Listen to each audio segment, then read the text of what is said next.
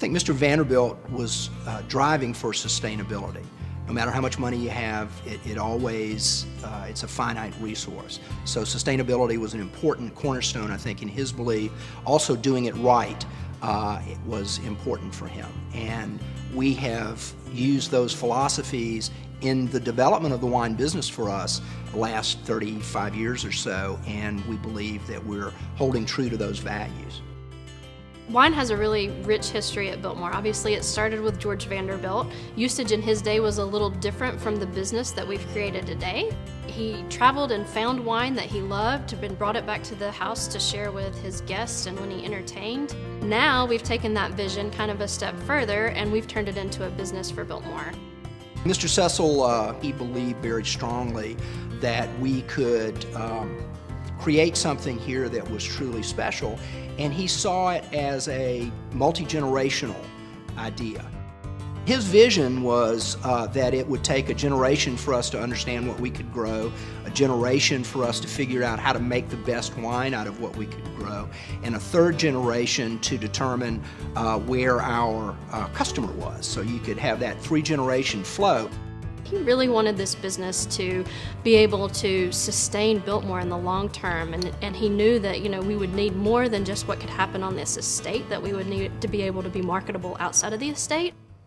I consider Biltmore to be a pioneer in winemaking and grape growing in the state of North Carolina.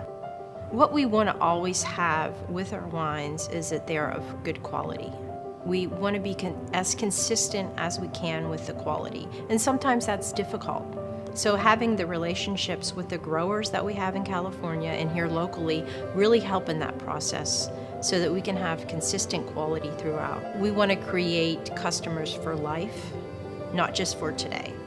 All of our wine, from grapes that we're growing around the country with grower partners, whether that be in California, Washington, Oregon, or even just down the mountain in North Carolina, we bring all those here, process them here, and produce the wines here at the winery. We have so many different types of visitors here. So some people have never even been to a winery or experienced wine. So of course, they might like something on the little sweeter side. And then we also have people that have grown to love our wines through the years and are probably going to pick something like more a strict Cabernet Sauvignon, something much drier to taste. So we need to kind of cover that whole range. One of the most important things that you can do when you travel is take that experience and share it. We think wine fits into that very nicely because when you go back home, you're able to share that bottle of wine and you can talk about that and relive those experiences, and that's a wonderful thing because it's real. And I think that makes a lasting impact on our visitors. Today, Biltmore wines are sold direct to our consumers, both here at the winery and throughout the estate. They're also sold online. Approximately 40% of our wine sold through the estate, with the rest of our wine being sold through off-site distribution, which includes places like bottle shops and grocery stores and restaurants. The wine company was expected to be about a 30,000 case winery. We're a 150,000 case winery today, so we've exceeded, I think, even Mr. Cecil's expectations of what was possible.